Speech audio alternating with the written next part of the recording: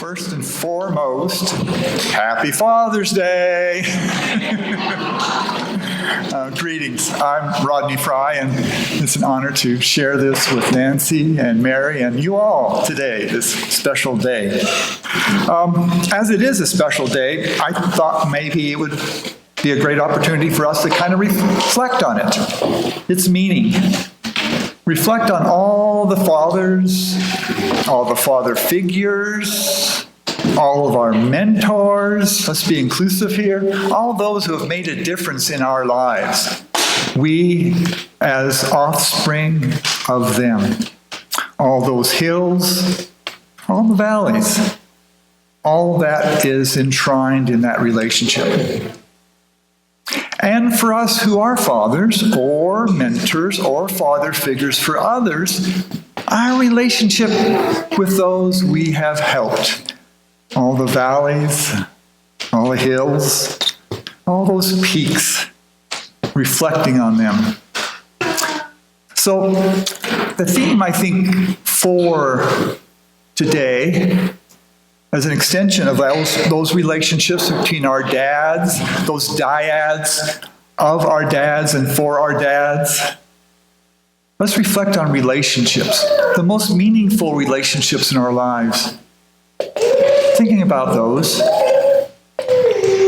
the aspirations that we hold within those relationships, and maybe some of the glue, some of what helps create and sustain those relationships, the most important in our lives.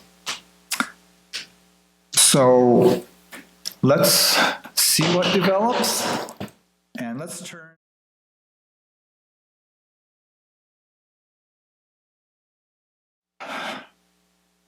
When we walk the halls of a hospital, I suspect most of you, if not all, have had the experience of walking the halls of a hospital, perhaps to visit a loved one, a friend, to offer some words of encouragement, of hope. But as you've walked those halls, have you wondered about those whose doors you pass? Doors open to perfect strangers. In my capacity, shared by some of us here as a lay chaplain at Brittman, I've done some hall walking. A walking that leads me into the rooms of perfect strangers. Each in some stage of a journey inevitably of a crisis, some getting better, others not so. And I asked myself, how can I create a relationship in a moment's notice that can best serve them? Offer some words, maybe a prayer, or just listen.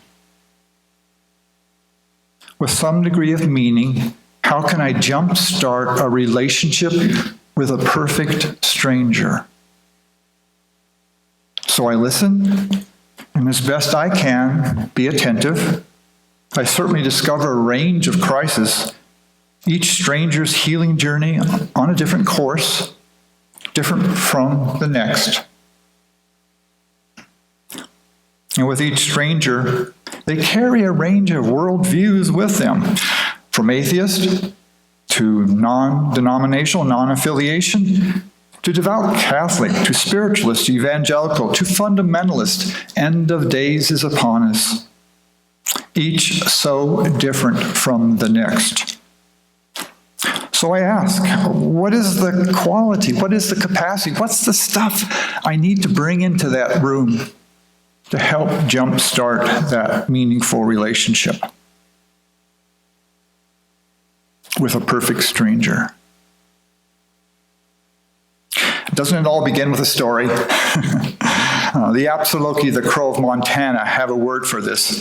Bashal Ibilijiwa, retelling one's own. It speaks the importance of sharing those special events in our lives, each of our lives, that have made a difference, the transformational experiences that each of us has had, the importance of sharing that with friends and loved ones. And maybe in the act of sharing it, someone out there, a listener, might be helped. The importance of sharing our stories. This particular story began 43 years ago. I was walking the halls of another hospital that day, but totally oblivious to the strangers in the rooms I passed. On that occasion, I was concerned about one room only and one person only, Matt, my year-old son. Matt had suddenly gone unconscious on us. We rushed him to the hospital, and as I held him in my arms close to my heart, I, this 25-year-old parent, reached out in what I felt was the most meaningful way I could at that moment. And I pledged to the Creator I would go without food and water in prayer for my son's health. For 3 days, I would go without food and water. Matt recovered, but my pledge had to be fulfilled. Now this needs a little backstory itself. So this going back 2 more years. I was brought up a Methodist, and in graduate school I was exposed to and participated in the Unitarian Church in Fort Collins, Colorado. But I became an ethnographer. An ethnographer is one who studies living communities. I worked with the Absaloki first, the Crow of Montana, on various applied projects, and was introduced to Tom and Susie Yellowtail.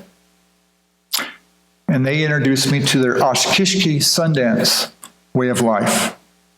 Tom was an Akbalia, one who heals, a native doctor, a medicine man, and one who also leads the Sundance ceremony. The Sundance is a ceremony involving over 100 men and women who have pledged to go without food and water for 3, sometimes 4 days, that hot July day, without food and water, all for those they care about, a loved one, a way of showing their love towards someone else, that maybe the Creator might intercede on their behalf. Revealed to me was an understanding of something altogether new from this white middle-class privileged background coming from Denver. This just blew me away. It was so authentic. Not that the other traditions I had been experiencing were not, but so sincere. And revealed to me was also a spinning of the wheel, a way of life, as represented in the structure of that Sundance Lodge. It had a center pole, the focus of the dance, but 12 overhead poles that radiate out, and the 100 or so dancers within, men and women, charging the center pole, dancing back. And through the center pole, this great cottonwood tree forked to the sky, their prayers would go. Tom and Susie lived their life like that lodge. Tom explained that the world was like a great Sundance Lodge, with its many spokes and its hub. Each of those spokes distinct, unique, their own histories, but all were equally important. None would dominate the others. And they all led to that central hub, that source of all. As it turned out, Tom himself was a very accomplished and respected elder for the tribe. He ran the Sundances. He was their primary medicine man, a very traditional person. But he was also a Baptist, and he could recite the Gospels as well as anyone could. And then there was Susie. Susie was also a traditionalist. She blew the eagle bone whistle in that lodge. But she was also one of the first American Indian registered nurses. She held the feathers, but she also used a stethoscope in the hospital. Affirming distinct paths, Tom and Susie went on their course of the many spokes, all linking to that ubiquitous source, the hub. And when in balance, all the spokes in balance, that wheel would spin. In 1993, shortly before his passing, Tom was honored to represent all of Native peoples at the Council of the Parliament of World Religions in Chicago that year. At the podium, in full regalia with eagle feathers in hand, Tom spoke in this Apsaloki language about world peace before 5,000 peoples assembled. And beside him were priests, were monks, imams. Beside Tom Yellowtail was the Dalai Lama. It must have been a sight to behold, each in their own way, their own spoke, going to the same source. In the summer of 1974, when I first met Tom and started visiting with him, even though our backgrounds were so radically different, perfect strangers, it was amazing that both of us felt like we had known each other from the beginning. Though I had no idea at the time, so began a mentoring relationship as a father to a son that would last some 20 years until Grandpa's passing at the age of 90. So 2 years later, after that first meeting, when I went to Grandpa about Matt's close call and pledge, my pledge, he without hesitation agreed to assist. Tom prepared me for a fast up on the hill. It was a powerful experience with many unanticipated gifts. When I came down from that hill, we took a sweat, we shared words and prayer, and following the sweat, Tom asked if I'd like to continue my prayer for Matt in the Sundance Lodge, blowing the eagle bone whistle. It was a few weeks off. I did. I continued my prayers for Matt for some 4 years then. And so began a very unanticipated journey that continues to unfold. Now, fast forward 33 years, got this down? After my first Sundancing, after that first summer of Sundancing for Matt, our roles were reversed. Father, son. In 2005, I was diagnosed with cancer and had its reoccurrence in 2009. As it turned out in 2009, my wife and I, Chris Roby, were with a Shoshone family sponsoring the Crow Sundance that summer. It's a great opportunity, it's a great responsibility, it's a great honor to do that. But my healing journey would take me from the Crow Reservation in Montana to Seattle, Washington. And it would be Matt that stepped up with others with his full heart to help sponsor that dance. And there was Matt sacrificing for his father that laid in a hospital bed in Seattle. It was Tom's wheel, actually, of his diverse spokes to help pave my way as I went on that journey. I could embrace surgery and chemotherapy, full body radiation, and a stem cell transplant, while also praying with eagle feathers in hand in conjunction with the family at the Sundance. Despite the great epistemological differences, as you can imagine, between the scientific and the spiritual, those spokes were not mutually exclusive. Intriguing as it was, and I don't know who set this up, but the exact 4 days I was having total body radiation, being bombarded by a certain type of rays, there was a Sundance, Sundancers in Montana, being bombarded by the rays of the sun. Who could have imagined it? Following those 4 days, there would be days without end. I'm not sure you're familiar with that. I don't need to go into details, but after a stem cell transplant, you pretty much shut down. Your bone marrow, deep within your bones, don't produce the red and white blood cells, the platelets that you need, and you're hooked up to IVs until the system kicks back in, which in that state seems like forever. It's what I've come to learn in the literature as the liminal state of betwixt and between. Things aren't as they used to be. The liminal state, where the superficial and the superfluous in our life seemed lifted away. The unnecessary, left behind, revealing a state not of anxiety or fear, but of complete calm and actually a heightened sense of awareness. At least that's what I experienced. Perhaps you've experienced something similar in your own life. That special place that you go, that special time where there's such a calm, there's such an attentiveness to what's around you.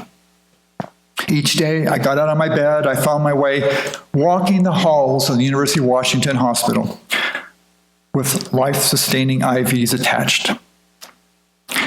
I was anything but oblivious as I gazed in the rooms of perfect strangers. They are, of course, on their own journey, some getting better and others not so. And it was on one of those walks, and I can still remember it so clearly to this day, so vividly. Out from one of those rooms flowed this sensation, unanticipated experience, crystalline clear, a sensation I'd never experienced before. And it's difficult to put into words, but I'll try.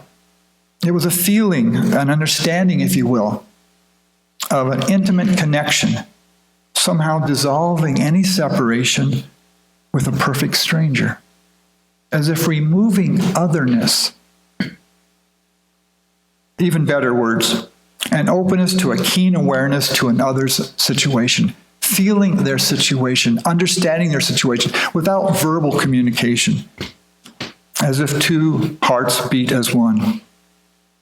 And I guess the single word that encapsulates it, empathy. A real deep sense of empathy. It's interesting to note, and here's kind of the teacher in me, that the roots of the Greek word for empathy, empathia, the roots of it refer to in suffering. In suffering. A time of crisis, can we feel the suffering? It's interesting, even further, our neighbors just to the north, the Sichumsh, the Coeur d'Alene, have a word for empathy, sukum wachwachmelks. Sukum wachwachmelks, which literally means fellow sufferer, totally linguistically unrelated to Greek. Out of the stillness flowed an intimate awareness of another's journey. And so, back to the quiz. Are you ready? I guess I wonder if empathy is not the key, one of the most important keys to create relationships with perfect strangers, each so different. When we attempt to jumpstart relationships as we walk the halls of a hospital, or as we walk the streets of Moscow, or wherever our journeys take us. I wonder if empathy is not a key to helping sustain those relationships with fathers and mothers, father figures and mentors, with all of the offspring, and they with their mentors. I wonder if empathy is not that which resides at the core of the various relationships of those aspirational principles and goals in two nearby communities. Empathy, imperative for relationships of acceptance, respect, understanding. Empathy, a prerequisite, if you will, for justice, equality, and compassion. I wonder if empathy is not essential to help create and sustain all those meaningful relationships in our lives. Dare say, empathy critical to our very humanity. Empathy allows us to celebrate and walk our differences. Empathy facilitates a harmony of those differences so there are no differences. Empathy makes all the difference. In today's society, empathy seems to be in pretty short supply. I don't know, I think the old adage still works. It all starts with each of us. I guess reaffirm our affirmational relationships, those relationships we hold most dear in our lives. Roll up our sleeves. Let's grease the wheel, the spokes and all, with that outflowing of empathy emanating from that ubiquitous single source. Oh gosh, thank you.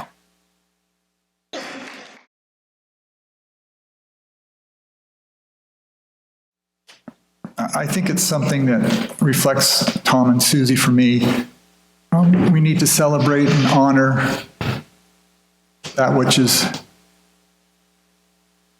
distinct, different, diverse, that makes a difference. All those differences, we need to celebrate those. But we also recognize that ubiquitous within our humanity, what we share in common. And when we're in harmony, like those fingers, there's no difference. And in it all, doesn't that make a difference?